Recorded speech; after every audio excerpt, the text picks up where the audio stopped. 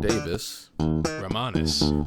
I was, it's December 20th as we're recording this episode, December 20th, 2024. And earlier today, I was thinking and reflecting about this year. One of the first thoughts was this podcast, because we started early this year.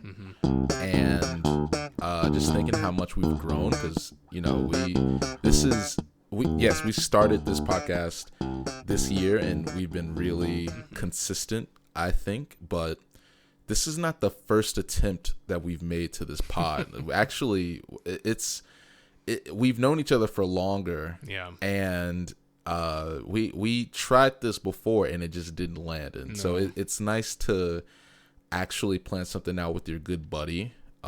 We weren't fully equipped at the start of this. No. We didn't know what we were doing. It's all been a lot of trial and error, but more error, but maybe. Yeah. We're still committing errors. Oh, 100%. Yeah. But once we really got this thing off the ground back in very late April, it's been full speed ahead. And I think we've, despite the inconsistency, air quote, we have managed to remain consistent in the sense of doing this. We've pretty much done this every week since we started. There's been a few weeks here and there that we missed, but we've been consistent, I think. Yeah, and I was even thinking about the first time we met. Do you remember that?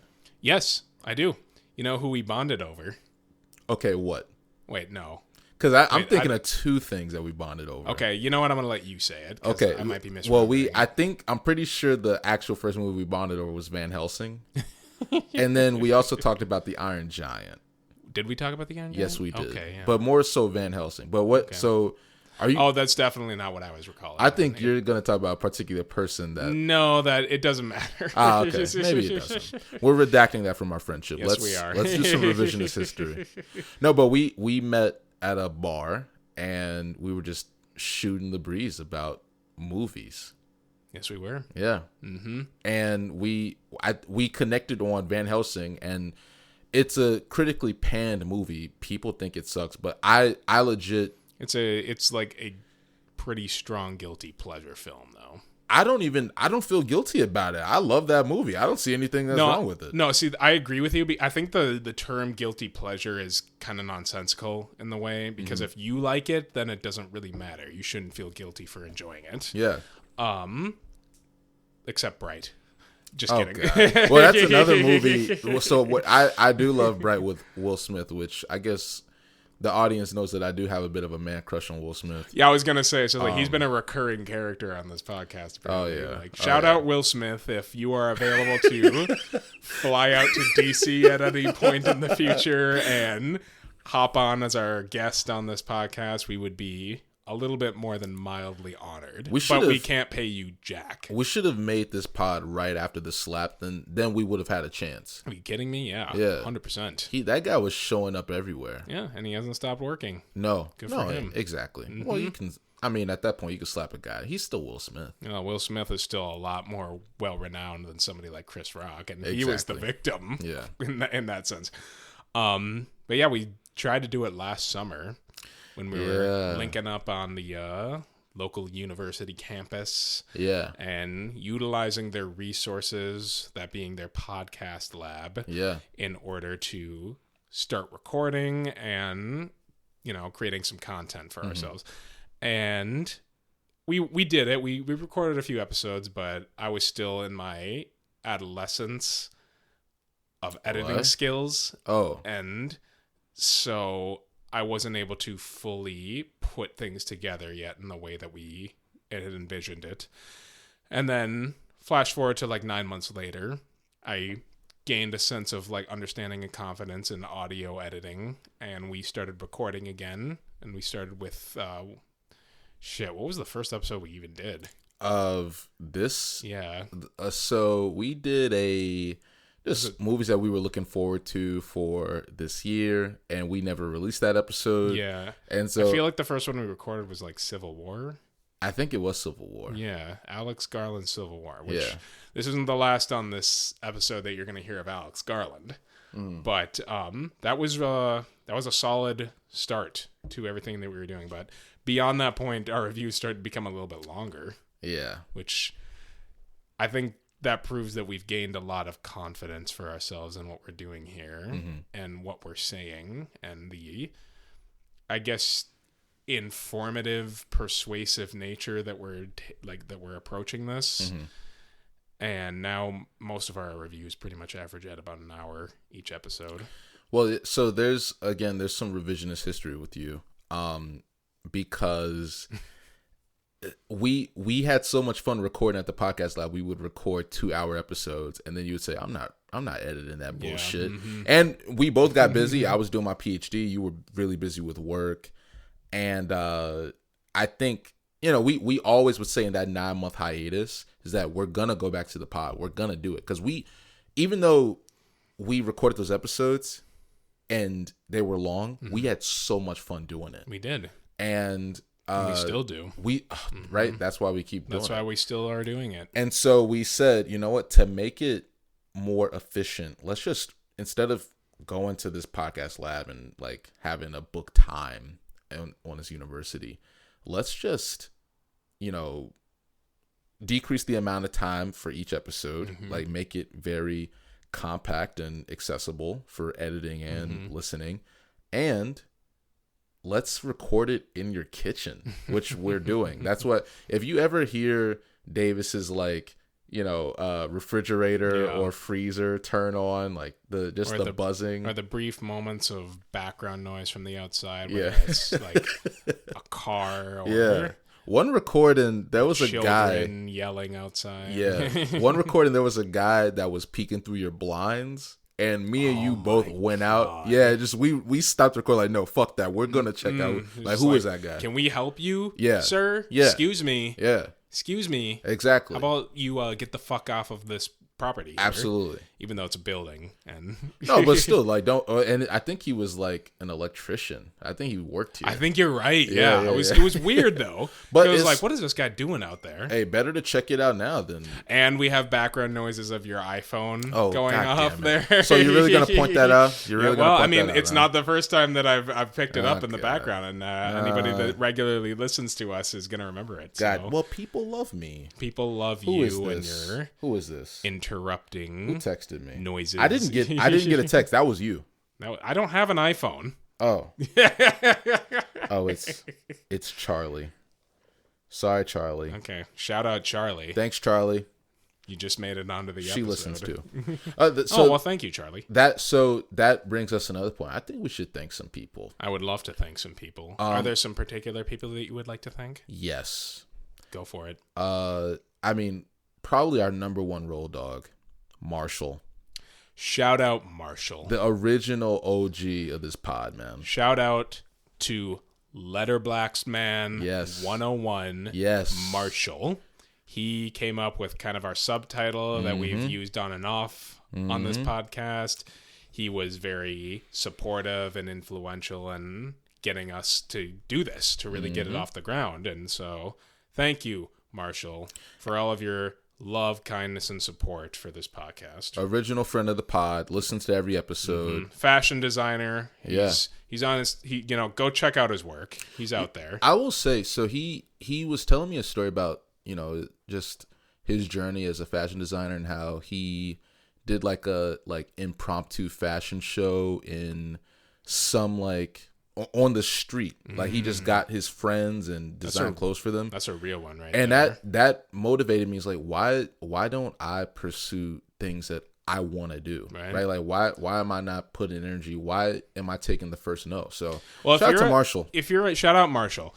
If you're a musician and you're out there recording music in your, basement or your garage or whatever, and you need to be able to distribute that music, you go to like a local mall or something, you burn a bunch of CDs, go to a local mall, and you just start handing them out. So burn people CDs. Yeah, I know.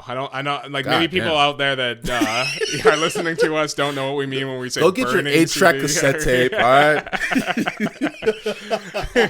No, you have no like you've seen my CD collection over here. You have no idea how many of them are actually burned.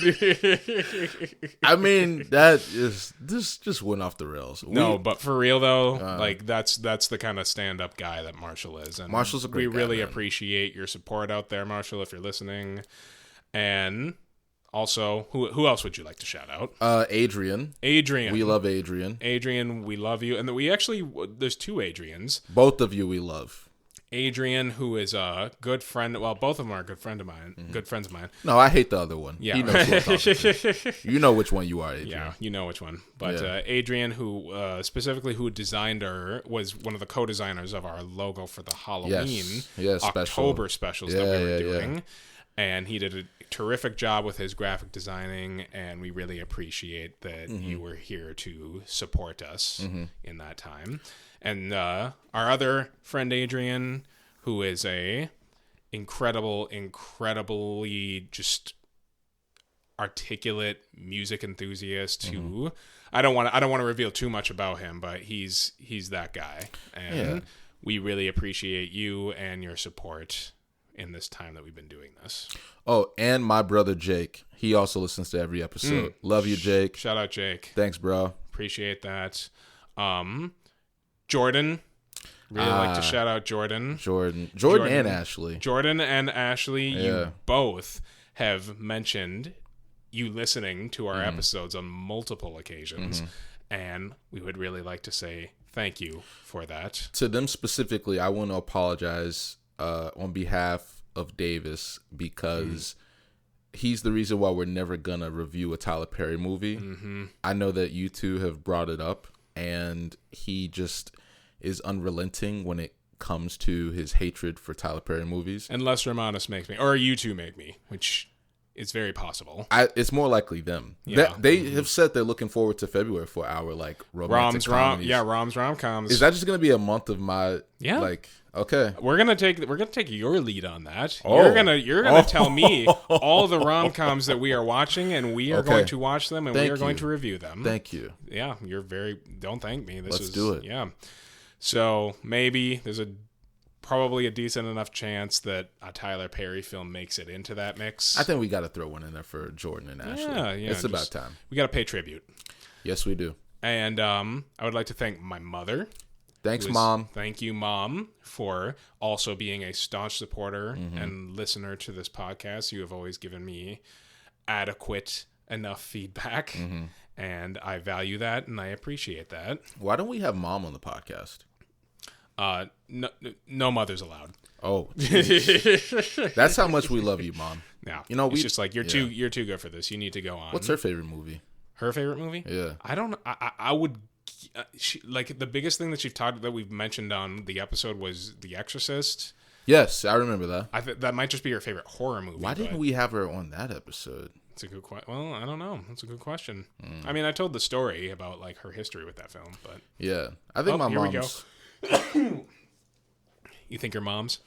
I think my mom's favorite movie is probably Steel Magnolias. Steel Magnolias. Yeah, I saw her cry to that movie. Interesting. Yeah, it's a good choice. Yeah. My mom does not listen to this pod. That's okay. I've not told her that she would judge me too much. You haven't told her that you do this? Hell no. What do you mean? I don't know hell no. I curse like a sailor on this pod. Okay. Yeah, you can't do that in front of my mother's sainted ears will not listen to this pod. Yeah, don't break her heart like that. She's the type of keep yourself pure. She's the type of mother that she's like a deer. She would die of a broken heart. You know, she's gentle. Yeah, well. Yeah. A gentle soul is not that your mom isn't.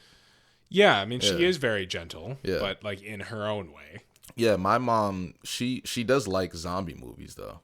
And that's the exception. George A. Romero is the exception. She will watch zombie movies at like 7 a.m, folding clothes and just. Next summer is going to be a good summer for her then. Zombies are about to come back. Maybe I'll take her to see it. Yeah, mark my words. It's going to be a zombie summer next year. Well, should we go? We'll get into it, but anyone else? Yeah, any other? Who else should we shout out? Well, I'd like to shout out my partner as well. Okay. You have been so supportive and so caring. What's his name? His name. His name. I can't with you. Their name. I'm sorry, Brittany. I'm sorry, Brittany. Well, this is the first I'm hearing of it. Wow. Yeah, shut up. I wouldn't have guessed. I'd like to shout out Brittany. Thank you for all of your kindness and your support for this podcast. Thank you for listening, and thank you for providing feedback in any way that comes. And as always, I appreciate you. Thank you. Thank you for everything. Love you. Stay true.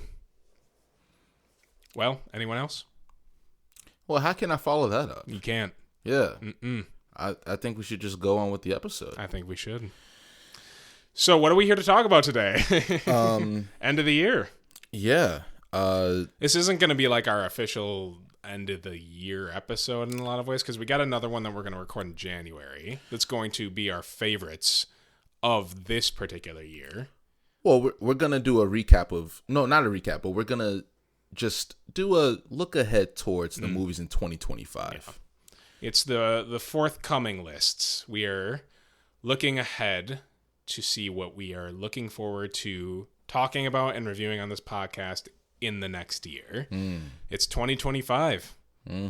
Couple weeks. It'll be here. Yeah, buddy. And half a decade. Halfway through the 2020s. Oh, God, don't say that. Isn't that crazy, though? That makes me sick. Well, there's a bucket in the corner. Oh. Actually, there's a trash can a few feet behind you. So I think I'm going to need it after that. Yeah. Well, it's true. So we'll just go ahead. You have 9 movies that you look forward to. I have 6. You have 6? Let's just start with yours. Well, we got some honorable mentions. So go ahead. I think you should go ahead because I have several. And no, you only have 1. I only have 1. No, you go. Because okay, you're not going to say anything about it, right? Okay. Well, I don't really know what the theme of next year is going to be for films, but it kind of just seems like this year was again, I want to use this term, trial and error, in the sense of what movie theaters and distribution of film is going to look like for the next year. And I watched a video recently about, like, it was a video from this guy called Captain Midnight on YouTube, and he was talking about what Moana 2 specifically has to say about where the film industry is going to go in the next year. And he was deconstructing... Stop laughing. Wait. This is a grown man. It was a good video. Named Captain Midnight. No, he's a really, really good YouTuber. He does really good reviews. Moana 2 was his premise for where Hollywood is going. Yes, and he made a lot of strong points in this video. So Moana 2 came out over this Thanksgiving weekend recently with Gladiator 2 and Wicked. And all films... You know what? I don't even want to talk about this. It's going to be like this. You know what? I just don't feel like talking about this. I'm Captain Midnight. You know what? His intro is actually Captain Midnight. That's how he intros himself. But I like it. I think it's cool. Let's talk about Paddington and how it's a commentary on capitalism. No, a lot of the things that he talks about on his videos are IPs and sitcom related stuff. And I think he's a very good. Is he black? I do not think so. I've never seen. He doesn't show his face in the videos. I guess. Well, Bruce Wayne's a white guy and he's the Dark Knight. So okay. Remember that Martin Lawrence movie, The Black Knight? Yes, I do remember the Black Knight. Yes, and he's wearing a jersey. Yeah, he's wearing a jersey over his armor.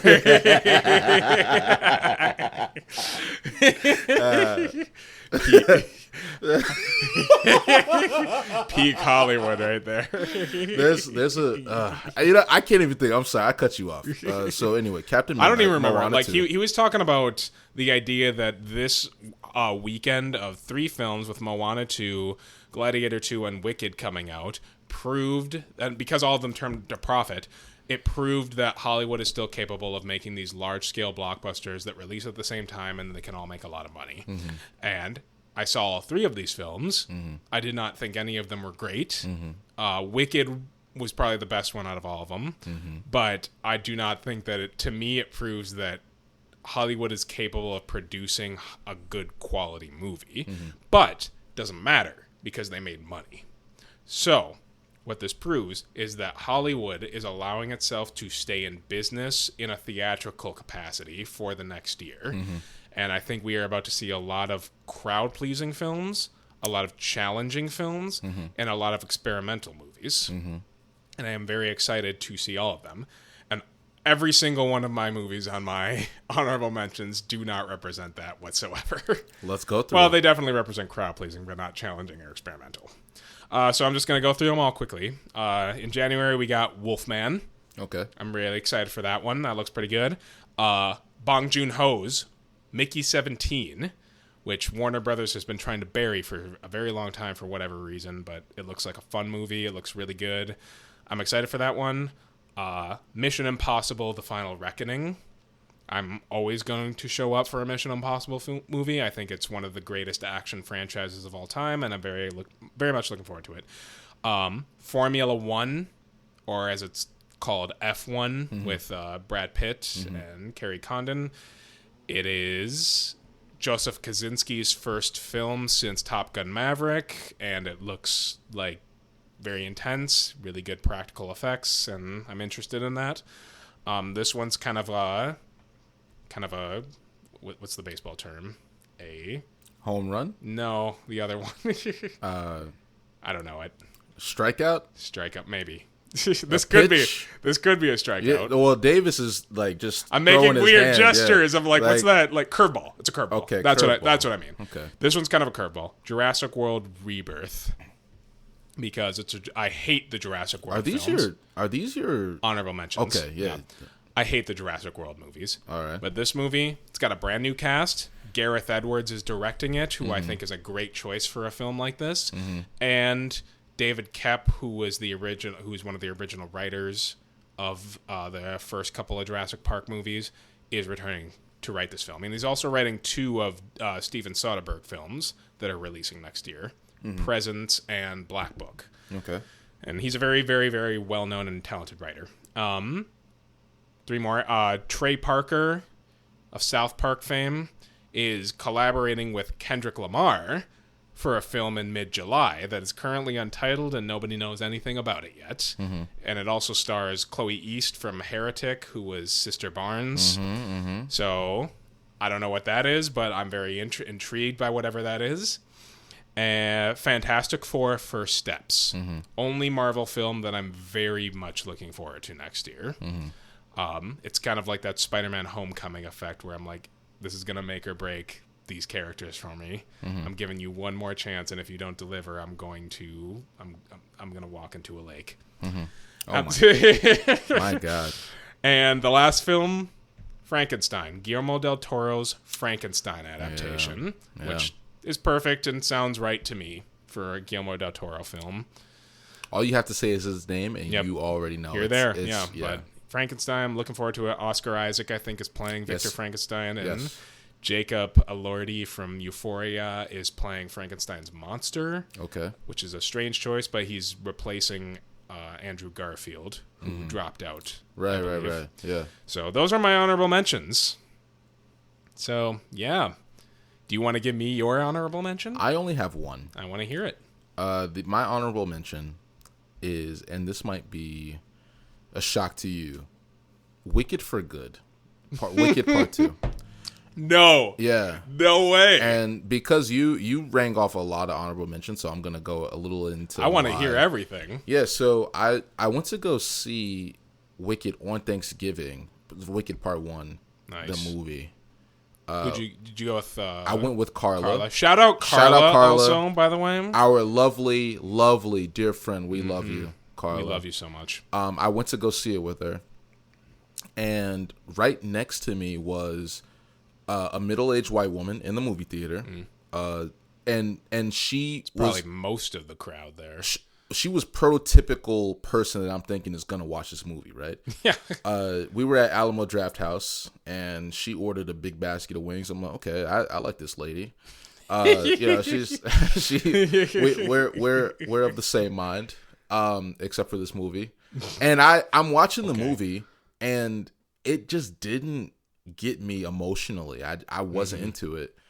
I don't know if I told this story on this pod. No, I don't even know your experience with seeing this movie in general, because Carla a couple weeks ago told me that you guys went and saw this on Thanksgiving when I was visiting friends and family back in Minnesota. Yeah. There are huge fans of this story, the play. I just didn't get it, man, in the first movie. The whole time I was thinking, I don't care about any of these characters, maybe except for the girl in the wheelchair. But other than that... The Wicked Witch of the East. Is she the girl in the wheelchair? Yeah. Oh. Because Cynthia Erivo, Elphaba, is the Wicked Witch of the West. Right. And in Wizard of Oz, her sister is the one that Dorothy's house lands on, which is the Wicked Witch of the East. Oh, damn. And but I did care about her. Other than that, I just wasn't into it. But now I'm thinking, okay, I want to see what this lady next to me eating these wings is like thinking.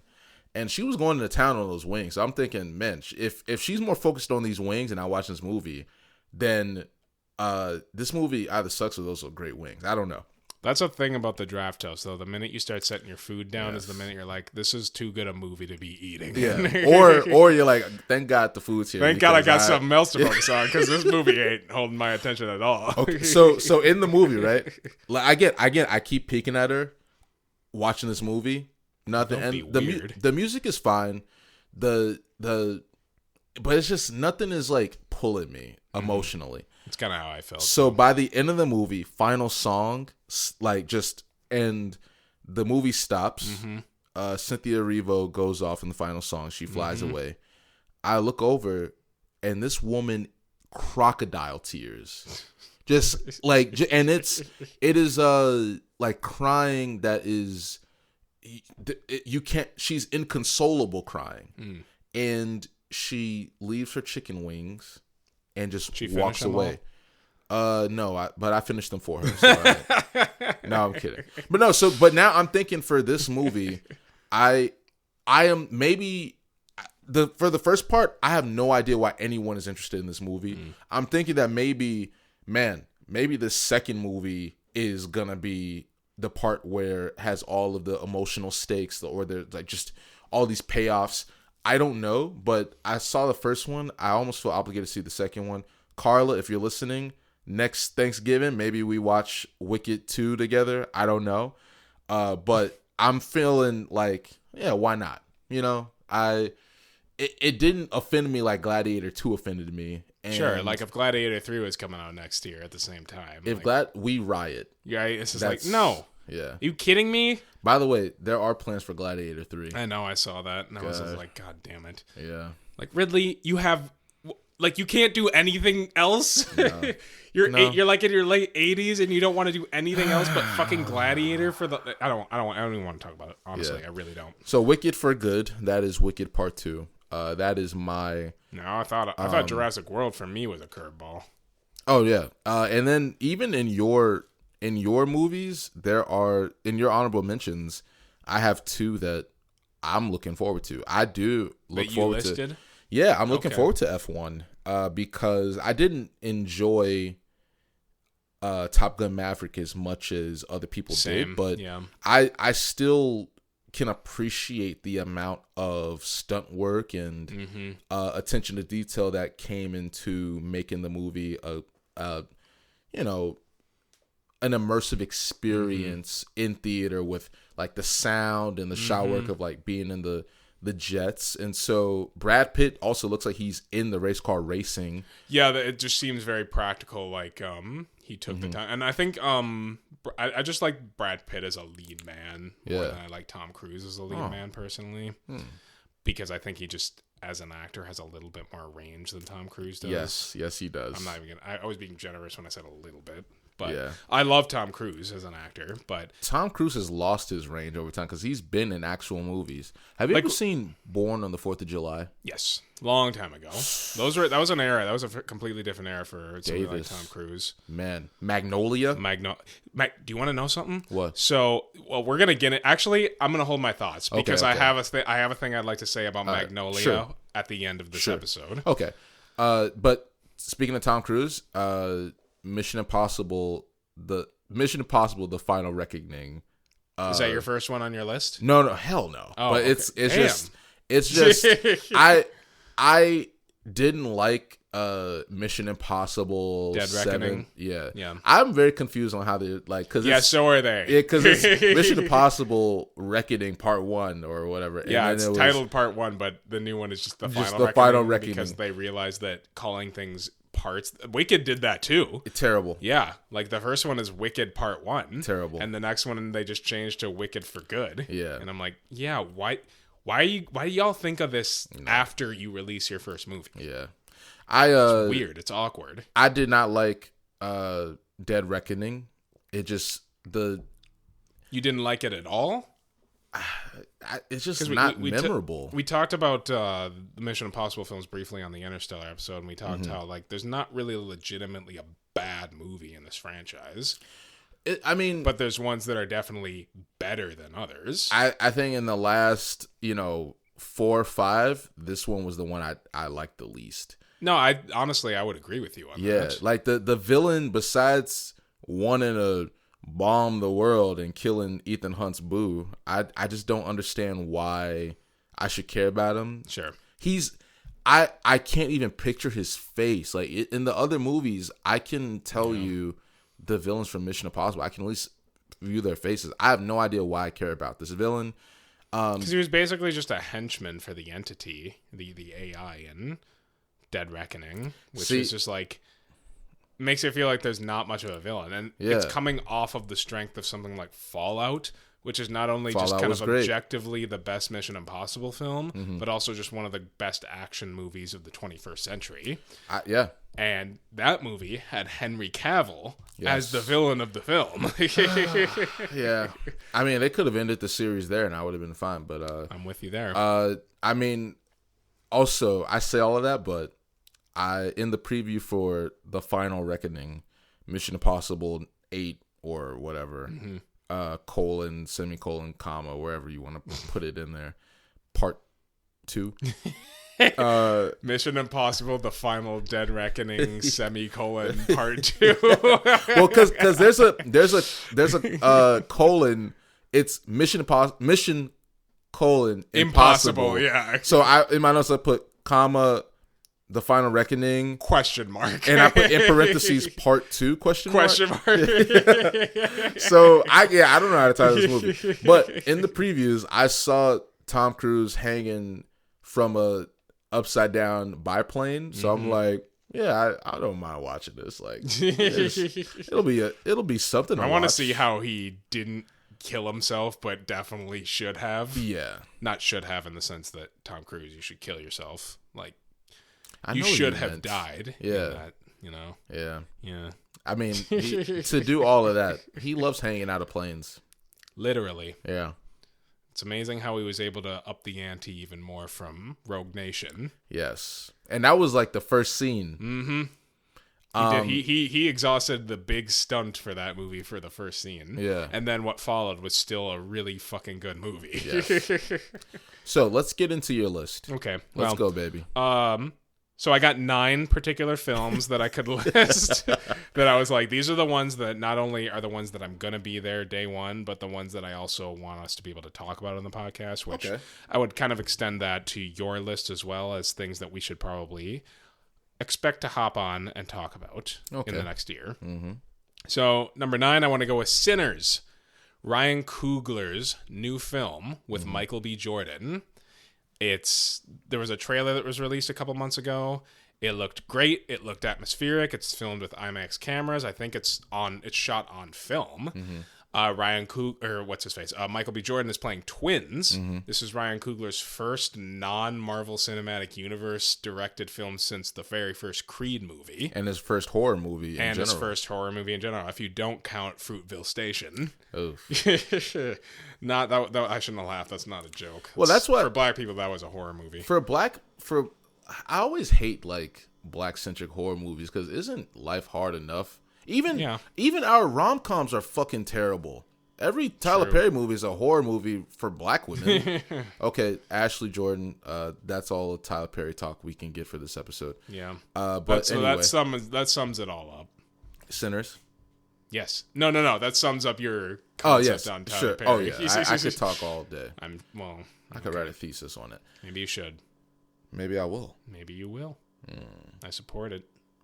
Anywho, Ryan Coogler, a better director. Ryan Coogler, very much a better director, and so yeah, it's an original. I think it's allegedly a vampire film, and it looks great visually. The concept and idea of it sounds really good. It's a period piece as well, and just from the first trailer, I'm like, this looks great. I'm excited. So it comes out in March. I'm gonna be there day one. I guess I'll continue since you only got 6. Please, yeah. I saw just mention something if we have an overlap and we can go into it. Yeah. My number 8, Avatar: Ash and Fire. Okay. This is my number one movie. Yeah, this is your number 1. Absolutely. Okay, well, let's have a conversation about this. Please. Is this movie even going to come out next year? I mean, well, there's no preview. It's planned for to come out December 19th. Yeah, so we got a year. Yeah. And it could, from this point, it could be pushed back. That's the thing. Historically, Way of the Water was continuously pushed back for James Cameron. Right. But I think he was also waiting for technology to advance a little bit more clearly so he could shoot his underwater sequences a little bit better for that movie. And the payoff for it was spectacular. Like, Way of the Water was incredible. Man. But Ash and Fire is now finally going to be introducing these volcanic kind of tribes of the what are they called? The avatars. The avatars are the people that are pretending to be the Na'vi. The Na'vi. Yeah. Yes. So we're getting Fire Na'vi, which is kind of the natural evolution of Avatar. No pun intended, but they're checking all the boxes of the elements here, and we're also getting Air Na'vi as well. And for the first time in this series, that nobody really expected to be a full franchise at this point because it's taken so long, we are actually seeing we're allegedly going to see conflict between the Na'vi, like actual like Na'vi tribes that don't fuck with one another. Yeah. And so conceptually, I think that's very interesting. And the idea of just getting these volcanic fire Na'vi just really, really, really excites me. And I think we're in for another large-scale, incredibly rendered, visual effects-driven epic. And what more can I say other than that? I concur. I think Way of the Water was one of the best cinematic experiences I've ever had. And, man, just... It's rare when a movie can have a long hiatus like that for almost 20 years, right? Something like that, maybe 15. Just over 10 years. Yeah, okay, 10 years. Damn. Way of Water delivered, man. It did. And it's far better than the first movie, in my opinion. In visually, story-wise, the character development in it. There aren't many movies that just entrance me like that on every way you can cinematically. So, and a lot of these Avatar sequels that I think that we're going to be getting are things are like the inception of them came when the original Avatar came out. So James Cameron has had these scripts pretty much ready and prepared. He just hasn't had a lot of the technical advancement in order to make them real. Yeah. And so a lot of these ideas are going to be ideas that James Cameron had a decade ago. This Avatar Fire and Ash, I'm so excited. I don't want to see the trailer when it comes out. I don't want anything to be spoiled. I want to go in fresh just to watch this movie, man. When I saw the first teaser for Way of Water, I was so excited. Yeah. I was like, this is an incredible teaser trailer. Oh, God. And we're going to get to incredible teaser trailers later at the end of this list too. But it really captivated me. I don't remember what movie I saw it in front of. It was definitely a big film, but I was just like, this is gorgeous. There was very little dialogue in it. It was just visuals. It was music. And I was like, this... Like, I don't even really love the first Avatar like that. I love the second one. And I'm never going to watch Way of Water in anything else but IMAX theater. Like, I just do not blame you. I don't think it's really meant to be seen any it's other not. way. It's not. I watched it once at home, and because it's a long as shit movie, I split it up into 2 days. Yeah. and it's still great. I Yeah. still really like the story of it all, but I'm like, this is a theatrical experience. It has to be. And it's actually worthy of still keeping 3D alive. Because the 3D in this film, like within the first 20 seconds of this movie, this movie makes full use of its 3D to the point where I'm like, I was almost like about to do the classic kid thing where you reach out and try to touch the things that are coming at you, because it looked so good. It was so vivid. Fish were flying in my face. I know, it was good. There was fire, and oh god, it's like, you can't say that there's any director out there that understands visual effects like James Cameron. You can't. He just gets it, and that's why he has patience in order to articulate these visual effects.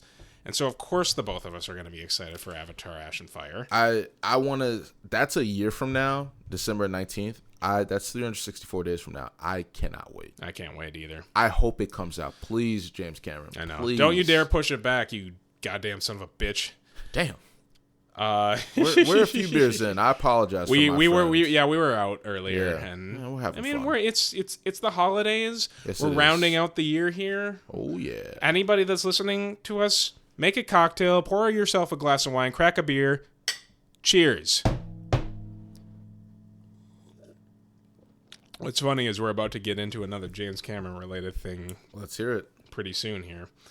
Next movie. But my next one, Wake Up Dead Man, a Knives Out story. Oh. Rian Johnson's third film in his Knives Out series. With Daniel Craig as what's his name? Benoit Blanc. Oh yeah, I was about to call him something completely different. Bo Bice. Bo Frenchman. That's a Beaux. I love Knives Out. I think it's an incredibly well-written, well-structured, entertaining film. And I think his sequel, Glass Onion, was the same way. Incredibly well-written, well-structured, and well-directed movie. And I am very excited for this third movie because, like a good mystery thriller or anthology series, it's got a whole new cast attached to it. Very, very ensemble-driven. And I'm just excited. I love this series. I love a good murder mystery. I love things that force you to have to piece things together and almost force you to rewatch it to understand how you could have pieced it together if you weren't able to call how it ends. And Wake Up Dead Man is going to be another highly anticipated film on our radar this year. Not much about it. Not much known about it other than the cast. But who's in the cast? Oh, that's a big part of those movies. It's very massive. Callie Spaney is going to be in it. All right. Josh O'Connor, Josh Brolin, I believe. Thomas Hayden Church, I think, is in it as well. Let me look it up really quick. We'll cut this out. Don't want to make the audience wait. Yeah, I'll go, let me look this up, and then I'll cut to the first name that I say. Oh, so Glenn Close. Oh, I love Glenn Close. Mila Kunis. Oh. Jeremy Renner. Kerry Washington. Okay. Andrew Scott. And Daryl McCormick. That seems to be the cast that's rounding out this film, in addition to the people I already named. Right. But great cast. Really, really well-established actors. Yeah. Rian Johnson just returning to write and direct it. And I think this is kind of like an obligation for us to almost review this at some point because Rian Johnson's from Silver Spring, Maryland. Is he? Yeah. What? Then I guess we'll do it. It's right down the street. So, I mean, there's not a person that you can walk past on the road and they don't know the movie Brick. So. Okay. Yeah, so I'm very excited for that. I like the Knives Out movies quite a bit. And so I'm assuming Wake Up Dead Man will probably come out around Thanksgiving because the last two did. Okay. So Netflix is distributing this one. They distributed Glass Onion. Yes, they did. Yep. Yeah. So I'm looking forward to this. I'm assuming it'll get another theatrical release briefly before it's dumped on Netflix. But yeah, Rian Johnson's doing what he wants to do, and he's a really, really talented writer, and I'm really excited to see this movie. Didn't he write or direct Last Jedi? He wrote and directed that. He's the only filmmaker in the history of Star Wars to both write and direct Solo, a Star Wars movie. Just something that I think is pretty cool. Were you making a play on words? Because there's also Solo, a Star Wars movie about Han Solo. I was not making a play on words, but I guess. Okay. I think that's pretty cool and pretty admirable. But we have very differing opinions on The Last Jedi. Oh, it sucked. Yeah, I think it's arguably the best Star Wars movie to ever come out. Arguably. But that's the biggest problem with Last Jedi fans Last Jedi haters is they can't take that kind of criticism. Next movie, Davis. Yep, let's move on. Okay, here's where we get into the little James Cameron controversy. New Catherine Bigelow untitled film. Okay, what's this about? No idea. Apparently it's some sort of a political thriller about the White House that has a very massive cast to it. Okay. And it's Catherine Bigelow's first film that she is directing since Detroit in 2017. Yeah. And Catherine Bigelow had a very strong winning streak in the 2010s era, from The Hurt Locker to Zero Dark 30 to Detroit. All of which she... Home runs, each one of them. And all of which she collaborated with writer Mark Bowl on that. And Catherine Bigelow is, and always has been, one of my all-time favorite filmmakers. I think she is incredibly talented. She has a clue as to what she's talking about. Zero Dark 30 in and of itself is one of my favorite films of the 21st century. And I have been waiting patiently for the next project that she was going to do. And 8 years later, we are hopefully about to get it. Also, I think it's produced by Netflix. Okay. Not much is known about the story. Jason Clarke is going to be starring as one of the leads, I think, of the film. So she's collaborating with him from Zero Dark 30. And not much is known about it. It's some sort of a political White House-related thriller. Which definitely won't be too controversial in this next year. Oh, over the last decade, I don't think Catherine Bigelow knows the meaning of the word controversy. And I love her for that. She chose it's very interesting, the hiatus she chose to pick, right? Because what's happened in the last 8 she's years, basically stayed absent throughout most of the original Trump era that we had from 2016 to 2020 and the entirety of the Biden administration. I think maybe she was saying to herself, there's nothing that I can do in a movie that's going to match the reality that is. I think more than anything, cycle. Detroit proved that because Detroit got very little recognition in any regard compared to Zero Dark 30 and Hurt Locker. Yeah. And Detroit is one of the most difficult movies I've ever sat through in my entire life. That's a part of the reason, right? Because Zero Dark 30 and the Hurt Locker, are realities that I feel like a lot more people can relate to and understand, but nobody's really understanding or relating to the race riots of Detroit in the 1960s. And people just would rather see Saddam Hussein get killed than, race riots in Detroit. Osama bin Laden, you mean? Oh, yeah. One or the other. No, they were both fucked up. Yeah, well, they were. Yeah. They were. Exactly. They're dead now. Yeah. Yeah. Go America. Go.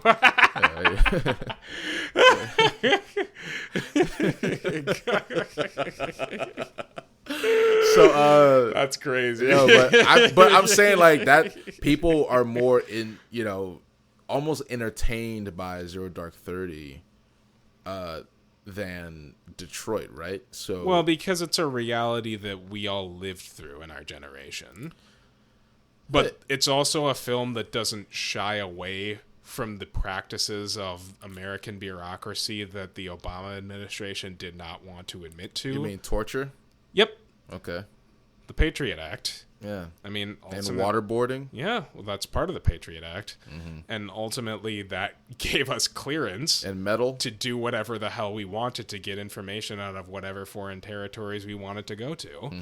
And the literal opening scene of Zero Dark 30 is 5 minutes of the last recordings of people making calls from the Twin Towers before they went down. And then flash cut to CIA agents played by Jason Clarke and Jessica Chastain committing acts of torture against Middle Eastern cultures. Horrendous shit. But incredibly grounded, gritty, and real shit that Catherine Bigelow is not interested in pretending did not happen. And her realism and her dedication to telling truth is very admirable to me in Hollywood. I think she's a very talented filmmaker in deconstructing our political landscapes. And I just, knowing that her next film is going to be like a White House political thriller gets me so fucking excited. Okay, I'm looking forward to this movie now. We have to review it now. I know. No title for it yet, but there's a very large cast attached to it. And do we know the cast? I looked up I'm not going to look up the article right now, but I looked it up earlier, and it's pretty big. There's a lot of good people in this movie. Okay. But Netflix is distributing it, and there's no release date for it yet, but she announced it in the early summer of this past year. Okay. All right, well, that was my number 6, so hit me with one. Oh, boy. I mean, I think you should keep going, but because I only have like 3 now left that, no, actually only 2. I thought you had 6 that you wanted to name. I named Wicked, F1, and I didn't know that was an honorable Avatar, mention. Fire I thought you and had like Ash. 6 specific movies that you were... No, let's keep going with your list. This is what happens when we don't plan things out fully, and Well, we we're go having out fun. and we go out and drink instead. Yes, that's true. Good for us, though. Yeah. Okay, well, my next film, After the Hunt, Luca Guadagnino's new film. Yes. So maybe this will be the moment where we finally get to talk about Luca Guadagnino on this podcast. Yeah, because we don't get enough opportunity to talk about him in other episodes. I find a way, don't I? I've stopped my talk about Star Wars. You have not. There's the other. Yeah, but Luca Guadagnino would never direct something that small. All right, just fucking go. Talk about your dumb movie. So it's apparently some sort of another thriller of some sort, but it's starring, the lead roles of it are going to be Julia Roberts, Andrew Garfield, and Iowa Debris. And not much is known about the premise, but apparently it has to do with some sort of a education system scandal.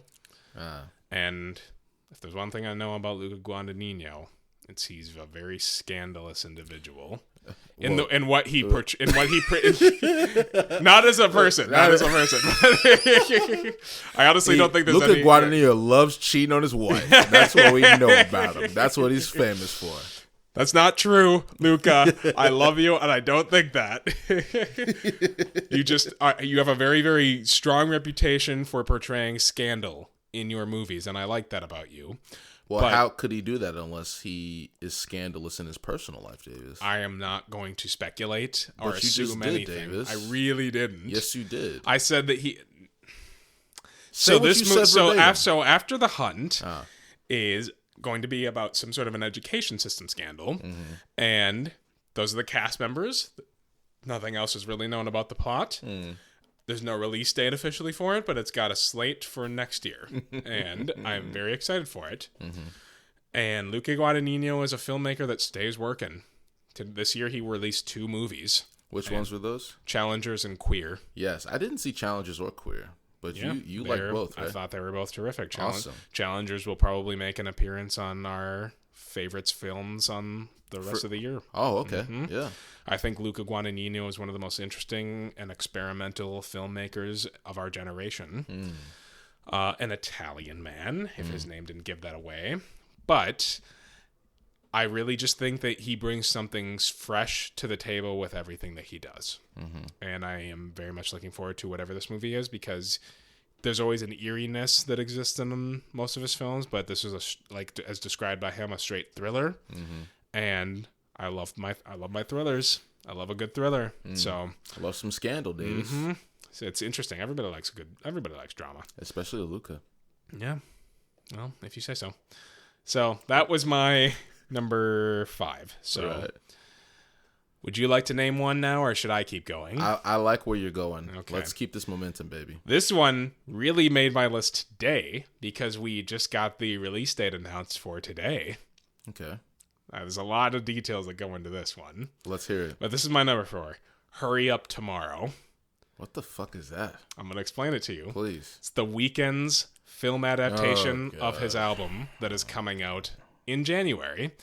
And it is starring Abel Tesfaye himself, Jenna Ortega, and Barry Keoghan. And it is directed by Trey Edward Schultz, which is one of my favorite filmmakers over the last 10 years because he directed one of my favorite films of the 2010s, that is Waves. Waves is a beautifully heartbreaking and wholesome film. And if you haven't seen it, I highly recommend it. I wrote a very in-depth piece on my blog that I don't really touch anymore a few years ago. And I don't know. I'm just very much excited for this movie. I don't know anything about it. Mm-hmm. I'm probably not going to know much about it until I listen to The Weeknd's album next month. Mm-hmm. But The Weeknd himself on Twitter gave out the release date for it, and it's coming out in mid-May. Mm-hmm. And it's described as a psychological thriller. So, I don't know what it is, but he actually announced this movie 2 years ago. And Trey Edward Schultz was announced as the director of it, and this will also be Trey Edward Schultz's first film in 6 years. Mm-hmm. So, as you can imagine, I am very much excited for it, and I think it's going to be, if not something special, something that people will be talking about more than anything. Just like The Weeknd's show on HBO. People really love talking about that one. I mean, I watched the first 2 episodes of The Idol. And yes. I thought it was a dog shit series. Hopefully his acting will go better on the big screen, right? Because that's usually what happens. That's the only drawback, if anything, that I have with this, because I know the music ain't going to be bad. And I know that the directing isn't going to be bad. I know the visuals ain't going to be bad. I'm just worried about Mr. Tesfaye's acting. Is that The Weeknd's name? Yeah, Abel Tesfaye. Oh, okay. I'm not a fan of The Weeknd. Not that I listen to a ton of his stuff, but just whatever I've heard just doesn't draw me in. I'm quite a big fan of The Weeknd and his music. He's very cinematic. All of his albums have short accompanying films that he releases on YouTube for people to watch. I could talk a lot about him, but I think he's a very talented artist, and to know that he's getting a feature-length film that he himself is part on the writing team for, released with pretty impressive star power and a very respectable director attached to it, very much looking forward to it. So, hurry up tomorrow. So, hit me. Give me something. I got 3 left on my list. Tell me something good. I'm sure these 3 are going to be things that we're going to be overlapping in a lot of ways. Well, because I only have 2 left. So, okay, so hit me with one of them. This first one, the first one I want to say is probably just the one you're looking forward to the most. So I'm a little afraid to say it. You think this is the one I'm looking forward to the most? Yeah. Give me it. 28 Years Later. Nope. Okay. Not my number 1. So we can talk about it. Let's talk about 28 Years Later, because that's my number 3, the one I was going to mention next. Perfect. Look at us. Kismet. So you saw that trailer. Let me even go back further. I remember when this movie came out when I was a kid, 28 Days Later. And right, like It's the first one. The first one. And of course, everyone knows I hate horror movies, so I was like, nah. Like my cousins and my brothers. So you've never seen it? I've never seen any of the 28 movies. What the fuck are we talking about here, then? I'll tell you. So I just, whenever everyone else was at the sleepover watching, those movies, I would just be like, I'm gonna go hang out with my uncle. I did that kind of shit too, though. Yeah, it's like, my uncle's watching The Wire. Let me watch it, and I would watch it. Sorry to you can't do horror movies, but you can watch The Wire. Well, yeah, because most of it is violent and gritty and dark in and of itself. But I would rather watch real people be violent than zombies. Something that you can understand. Yeah, just and also zombies, ghosts. Oh hell no! I can't. I don't know anything about that. There's a movie I refuse to watch, and I will never tell you because because I don't want you to even bring it up as a possibility for reviewing. I won't do that. Just tell me what it is. I'm never saying it. Everybody that's listening, I need Romanus to say this. So if he doesn't tell me on this episode, I need you to make sure that he does. I'm gonna use some therapy talk right now. I'm gonna need you to respect my boundary. I won't. I'm not going to do that. Well, I tried, folks. I'm not going to do that. I tried. And by the way, you just heard a man try to speak very profoundly and emotionally, and his male friend did not respect that. No, I don't. In this particular instance, I do not respect that. Yeah. Well, fuck you. How about that? I'm no okay more with- therapy talk, motherfucker. Okay. How about that? I'm okay with that. I'm okay with that. Yeah. No, anyway, no. Okay. Yeah, whatever. Anyway, that's how we talk to each other. You're not going to tell me? No, I said dude. The first rule of the boundaries, you got to respect them yourself. Damn. I'm glad. I'm really proud of you for respecting your own boundaries. Yeah, but I'm gonna dismantle them. Give me time and a little bit of patience. Impossible. It's not. Better people have tried. It's not. They failed. It's not impossible. Yes. I'm gonna be okay. I'm telling you. Yes, you are, and I'm gonna be better. Yeah. So it's good. Okay. Anyway, don't 28 worry. years later. I already got my plan in place, so don't worry. Go ahead. I will. So 28 years later, I haven't seen any of the movies because this is the third one in trilogy, and this wouldn't have been on my radar, but the trailer for this movie was so entrancing, and I don't know any details from the trailer, but there's so much going on. Obviously, it's a society where a disease has turned people into zombies. The rage virus. And if you've seen the movies, you know what I'm talking about. Romanus ain't one of them. I'm gonna see the movies before I watch 28 Years Later. Well, yeah. But I'm saying, make sure you also watch 28 Months Later. Oh, yeah, of course. Yeah, that doesn't exist. Okay, so so it's 28 days later, 28 weeks later, and then 28. The original sequel idea before it got put off for way too long was 28 Months Later. I see. And then now they appropriately are doing 28 Years Later because this is actually coming out like 24 years since the last movie. That's awesome. I think it was awesome because it feels like real time. Yeah, I'm very excited. I think it has an interesting cast. Cillian Murphy returns. Killian. There's Killian. Sorry, I just had this debate with somebody today. It's okay. Ralph Fiennes. Fiennes? I don't know. I've had too much. Are you joking? No, Ralph. You know who I'm talking about. And then Aaron Voldemort. Voldemort, yeah, that guy. Ralph Fiennes, yes, and Aaron Taylor Jansen. I'm just kidding. Aaron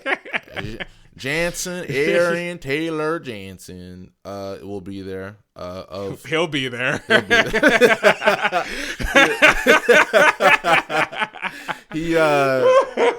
He makes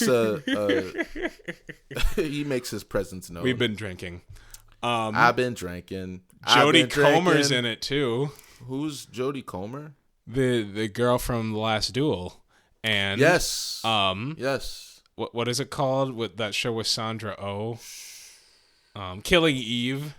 I never saw it. Ooh, I never saw the show. About. My mom would know what you're talking about. That sounds like a show. Is that like a? It's kind TV? of it kind of feels like a mom show, right? It's a mom show. Okay. It's okay. Yeah, Killing Eve. I never watched it either, but my mom knows that show. My mom definitely knows that show too. Yeah. Hey, but Mom. She was in The Bike Riders. Oh, she's the dumb girl. Sure. Okay. Yeah, okay. Yeah. That we were making fun of, where she was like, I don't know. Making fun of. I don't know anything about that. He looked dangerous, and I loved him. She said it. Yeah. The script supervisor. Yeah. No, but like you have to admit, we talked about the trailer. For 28 years later, the trailer one insane. of the greatest trailers I've ever seen in my life. Says no details. No dialogue in the trailer. It's no just spoilers. It's like this like World War I poem that's being recited over the trailer. Mm-hmm. The sound editing and like the visual editing of all of it is just like if you could give an Oscar to a trailer, give it to this trailer. Like it was an incredibly enticing, like 2.5 minutes. Yeah, and I will say. Just the premise of this movie, even from the title, you understand that not only have the zombies made changes, but so have the people. Mm-hmm. And so I'm expecting like societies to have been formed in this quarter of a century, and like just it's gonna be like, so Alex Garland is returning as the writer for this, who wrote the original 28 Days Later, directed by Danny Boyle, who is the Train director. Spotting. Yep. Who's the director of the original? And when this movie comes out, we're going to get into a very large conversation about Danny Boyle as a filmmaker, because he is kind of like Ridley Scott, always been one of my favorite filmmakers of all time. Right. And he hasn't made a movie in like 7 years. And so I haven't really had much of an opportunity to talk about my love for him and all of his movies across the board. And so when we talk about this movie, we're going to really get into it. But they're collaborating for their first time since they did Sunshine in the mid-2000s as well. And Alex Garland, who had a large commentary on the concepts of factionalism in Civil War this year, it kind of seems like that's part of the direction that they're going to be taking, because it's a dystopian world taking place 28 years later after this rage virus has taken over the world. And I don't want to give spoilers to you, because you should not only watch the original 28 Days Later, but you should watch the sequel 28 Weeks Later, because it's also very good. It's not written or directed by Alex Garland or Danny Boyle, but it's very good. And this movie is shot with an iPhone. Visually, I'm just like looking at the visuals of this movie, and I'm like, this looks so unique looking. It's a very Steven Soderbergh approach, but it feels like it's going to be a little bit more realistic for that reason, and almost like happening in real time. And just from the trailer, I don't know what we're in for, but I know this is one of those movies where I feel like we are in for something really special. Yes. This is a summer film. It's going to be a blockbuster thing, which interesting film to kind of release in the middle of the summer. But I think this is going to be something that a lot of people are going to be talking about. So we'll probably, when we review this movie, we'll probably talk about like all three of them, really. Yeah. Because why not? You will have finally seen them by that point, I'm assuming. And I'm definitely going to rewatch them, because I haven't seen the first two in years. Let's rewatch them together. So, yeah. Let's do it. Have a whole marathon and talk about the 28 series. I'm stoked for that movie. That's one of my most anticipated for next year. Okay. I named one. You named number two. Well, I think that if you only have one left, it's going to be the same one. Well, I don't know that. You only have one left, right? I only have one left. You have two left. Okay, so I'm going to mention my number one then. Okay. One Battle After Another. Paul Thomas Anderson's new film. Okay. Anybody out there that's a film enthusiast would be very familiar with PTA. Boogie Nights, Punch Drunk Love, There Will Be Blood, The Master, Inherent Vice, Licorice Pizza, Phantom Thread. Yeah. All of these are his works, and he's been one of the most renowned auteurs of the 21st century for that reason. And I have a lot of blind spots in my PTA knowledge, and I'm slowly working my way through them. Magnolia being one of those movies in his filmography. It was taken off of fucking Prime just this month when I was planning to watch it, because I watched Boogie Nights for my first time a few months ago. I thought it was incredible. It's a great movie. It was a great movie. I saw that movie when I was a kid. My dad had it on DVD. It seems like a movie that a dad would show their kid for some reason. Well, no, I would be at home over the summer, and when you've made it through, all of, your movies, hey, check out what Dad's got. Hey, check out. So we watched, it's a great movie. Fistful of Dollars and Boogie Nights. Nice. Yeah. Well, it's the porn industry's Goodfellas. Exactly. That's the way I would describe it. I think it's probably been described in that way before. But this is going to be the largest budget that PTA is working with. He's shooting the entire movie on IMAX cameras. And the cast includes Leonardo DiCaprio, Regina Hall, Tiana Taylor, Benicio del Toro, Alma Hayam, and I'm just like... Oh, who? Who's that last one? Alma Hayam. Have you heard of the group Hayam? Haim. Yeah. Yeah, Haim. Okay. Yeah. She was in Licorice Pizza, Yes, right? she was the lead in Licorice Pizza. Yes, I do love Haim. Yeah, I do too. Yeah. I actually do.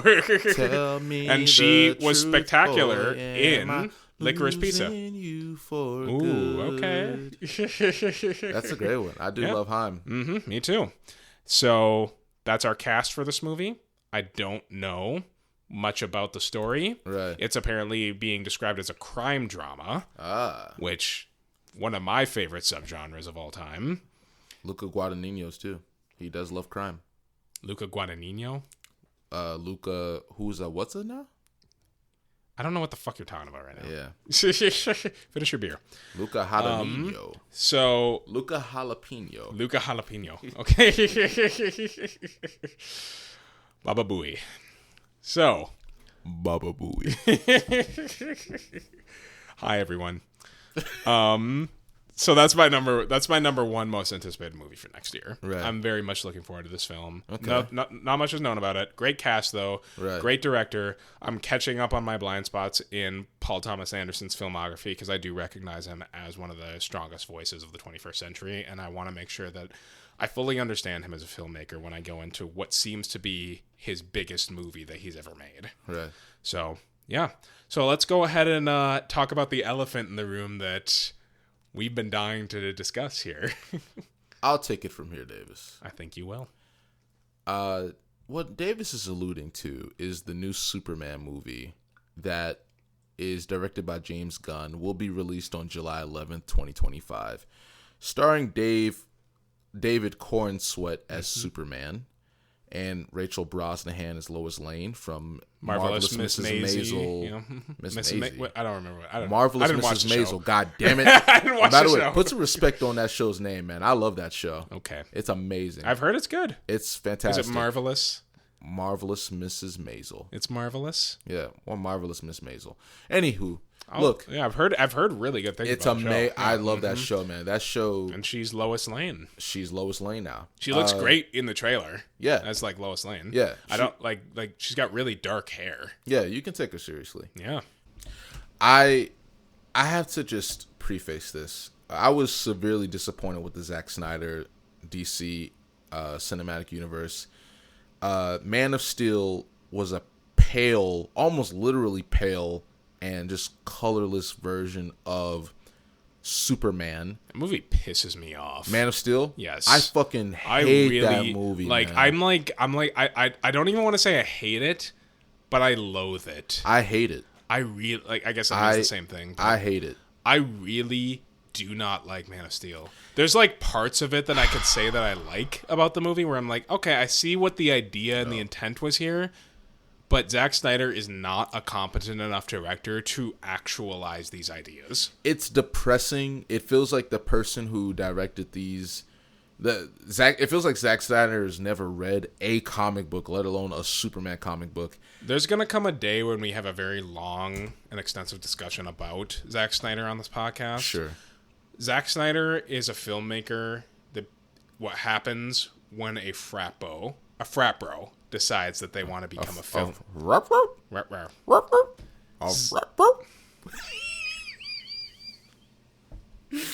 You waskety wabbit.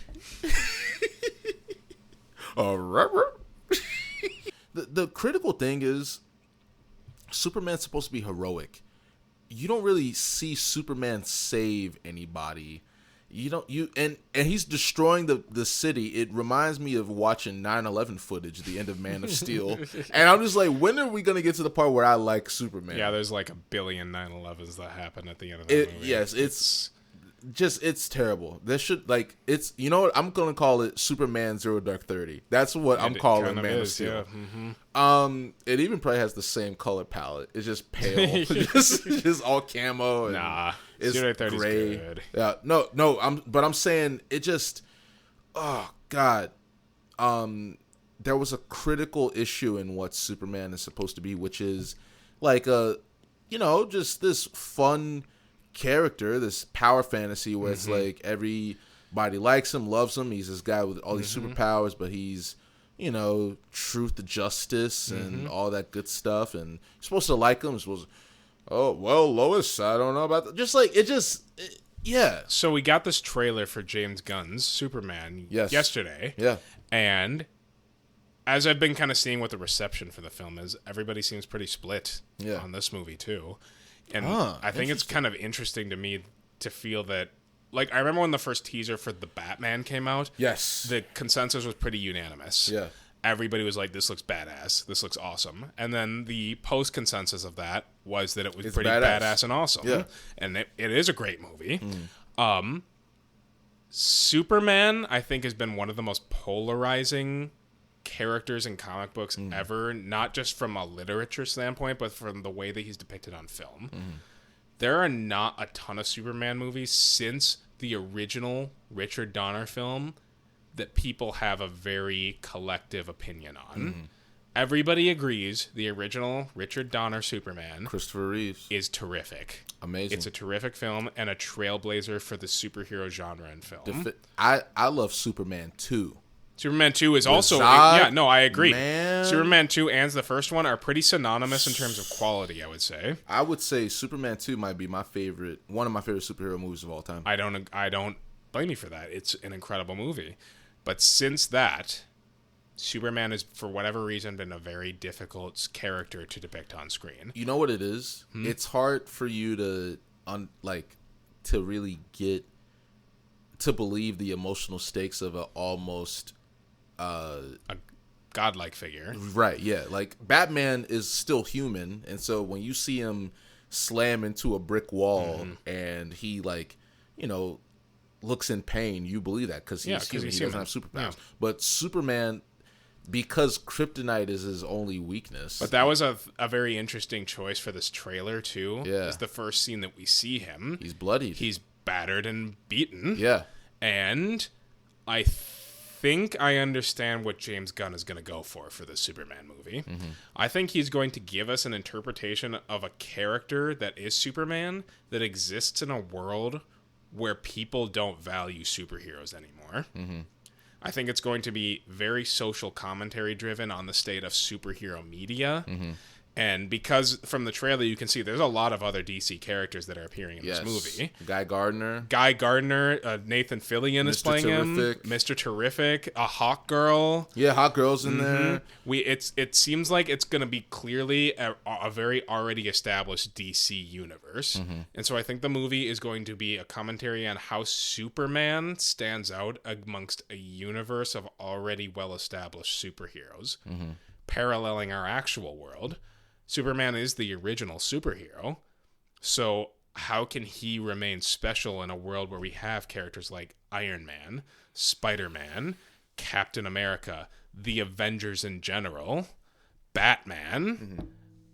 Like, how is Superman special anymore? Ever since Zack Snyder essentially dissolved the notion that he was any sort of special. People have been so polarized and split on this character, and I think that's what James Gunn is going to bring to the table with this movie and give us a movie that deconstructs the importance of Superman's uniqueness and what makes him special. Not even even in the trailer, you get a sense immediately that James Gunn gets Superman. When there's clips in the trailer of David Cornswet as Clark Kent, and that was one of my main issues with Man of Steel was that Superman and Clark Kent looked too similar to each other. It just looked like Henry Cavill in glasses. He was still a buff dude in a plaid shirt. It's like, okay, yeah, like he has the same haircut, that was the end point of Man of Steel. It was we're not going to give him the classic look, and then the end of the movie. And to be honest, when I first saw it in theaters, I got kind of fan service part of me got kind of giddy and excited about that. But when you consider the realism of the world that we're looking at, and he walks into the Daily Planet office, and he just looks like Henry Cavill. He just looks like looks like Superman in glasses. They tried nothing. The contrast between David Cronenswet and Superman himself, from visually what I'm seeing in the trailer, looks very different. He so different hairstyle, glasses for Clark Kent as opposed to Superman. I could tell, David Cornswet as Clark Kent looks like a completely different person as Superman, which I do like. Even with Christopher Reeves, what they used to do with him was they would even do different makeup. When he would dress as Clark Kent, they would make him look pale. Absolutely. He would fold in his shoulders and crouch a little so that he just looks smaller. And then when he's Superman, obviously his posture improves. They, give him, it's closer to his actual color for Superman. In this trailer, when I see David Cronenwet walking, he's walking kind of like a dweeb. Yes. Like he doesn't know where he's going. He doesn't know how to walk and be normal whatsoever. And it's like Superman exudes confidence in himself, and he wouldn't be carrying himself in such a way. Yeah. And so there's like mannerisms almost that it seems like James Gunn is taking into account in order to distinguish Clark Kent from Superman. Like, look, I'm happy that this is not a Zack Snyder Superman. This Superman, like, I don't want to watch Superman that listens to Nirvana. You know, like, they're just, like, what? But, like, well, we can listen to Batman that listens to Nirvana. Oh, yes. Yeah. But that, look, Something in the way.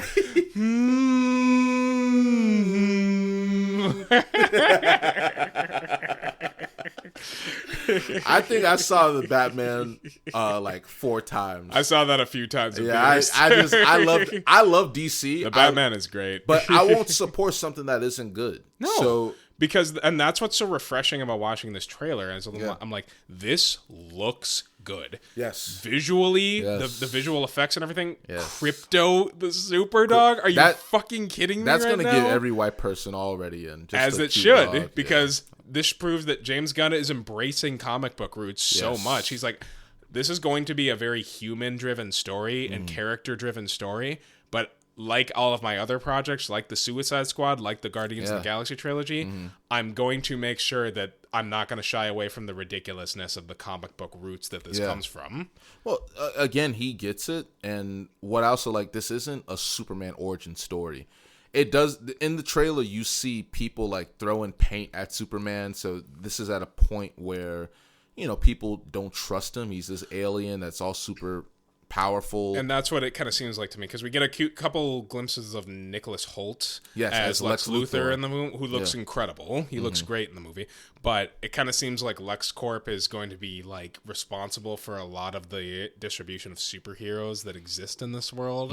I don't know. This is literally just fan theorizing. Yeah, but it seems like Superman is going to be acting as like one of the only independent superheroes almost, and people don't know how to trust him because he's not attached to the like a large corporation or something. Maybe, yeah. I don't know. That's just what I'm theorizing from this, but I like if I understand how James Gunn likes to write his characters and his stories, he does like to include political commentary in his stories, and it does seem like a hybrid between the kind of grittiness of like Zack Snyder and the whimsicalness of Richard Donner films, and also just taking things that have never been portrayed from the comic book stories of Superman and putting them on screen again, like Crypto the super dog.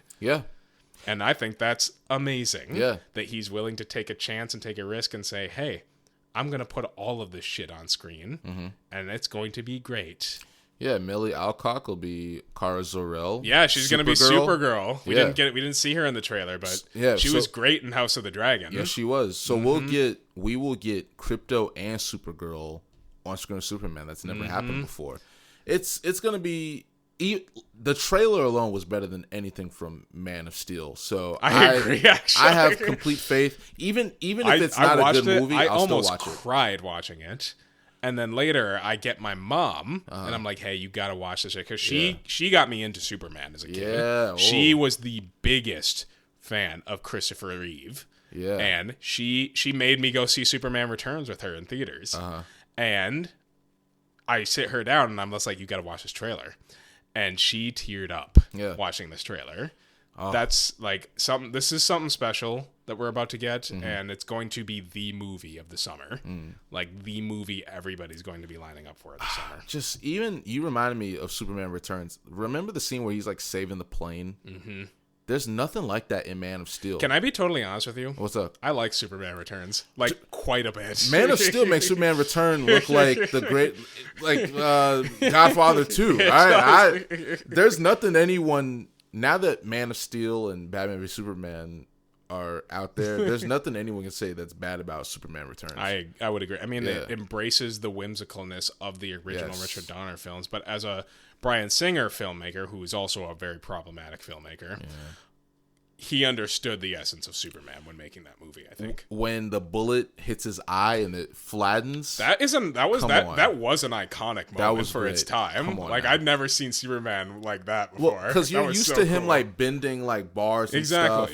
But like the bullet just crushing that on was his awesome. eye. And then it doesn't even follow that scene up. Yeah. The guy just looks at him, and then Superman just like kind of like nods at him right before he makes his next move, and then cut to the next scene. We don't even get to see what happens next. That's amazing. It's a well-directed movie. It's a good Superman movie. The issue is that people wanted...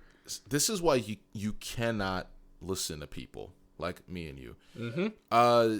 People wanted Superman to be just punching motherfuckers through a brick wall. But, okay, look at Man of Steel. So it just maybe that was all that movie was. Exactly. No substance. Yes. Just mindless, boring, poorly constructed action sequences. What I liked about this new Superman trailer is that we see him saving people in the trailer. He's like protecting a girl from some like that debris. Shot of the kid in the Middle East holding up the flag with the S on that. Yes. And just going, Superman. Yes. I was just like, that was the moment where I'm like, I'm gonna fucking cry right now. This is good shit. Good shit. I'm very much looking forward to it. I'm so excited for this movie, man. Oh yeah. So that sums up everything we're looking forward to, like mostly next year. Stuff that we're probably going to go and see and review on this podcast. At least. Yeah. At least see. But, that's assuming that in a year from now when we get to the theater to go see Avatar, y'all are still going to be listening to us. So. Oh yeah. We got a good year. I mean, obviously, this doesn't name everything that we're going to be seeing next year. There's going to be some stuff we didn't even mention or even know about that are coming out. But I think it's going to be an exciting year for movies. Mm-hmm. And we'll kind of talk about how we feel about this year when we talk about our favorite films. But overall, I'm very much looking forward to the movies coming up next year. Mm-hmm. I think it's going to be a good year for movies. Good stuff. Superman, I don't really think, even as a superhero film, I don't think I've been this excited for a superhero film since The Batman. I might agree with you. Like, as much as I loved Guardians Volume 3, which was also James Gunn, and Across the Spider-Verse last year, I had stronger reservations about those movies than I do for this upcoming Superman movie. Mm-hmm. So, I'm very optimistic about this next year. It's been a good year. Yes, it has. Yeah. This obviously isn't kind of like our end of the year review, but this is the last one that we're recording for this year. Mm-hmm. And I've enjoyed doing this. I really have. I've had a miserable time. Yeah, I can believe that. Mm-hmm. I understand. I tend to make certain things miserable for some people. I really, really don't like you. Yeah. Mm. Well, there you have it. I mean, I guess we won't be really reviewing any of these movies next year. The fallout begins now. Yes. Loose Leaf, Dead Reckoning Fallout, Part 1. Question mark. Keep them guessing. Keep them guessing. Mm-hmm. No, I had a great time too. Definitely one of the bright points for an overall great year for me is this podcast. So thank you for being a wonderful co-host and a great person to work with and an even better friend. Thank you. Likewise. Mm-hmm. Thank you for doing this with me, going on this journey. I've enjoyed every week that we've been able to get together and record some stuff we haven't even released, but I always love recording and having an intent to release this stuff, knowing that you and I are in charge. Oh, yeah. And once again, thank you to everybody that's been listening to us this year. Next year will kind of be the start of season 2 of the Loose Leaf Media podcast. We're going to be dabbling a little bit more into the YouTube space, which we've mentioned before, but we promise we're going to get serious about it this time. And thank you to everybody that's continued to listen to us. Again, shout out Marshall, shout out my mom, shout out Ashley and Jordan, shout out Carla, shout out my wonderful partner whom I love very much, Brittany. Shout out to the Adrians and Jake. You know I love you, Jake.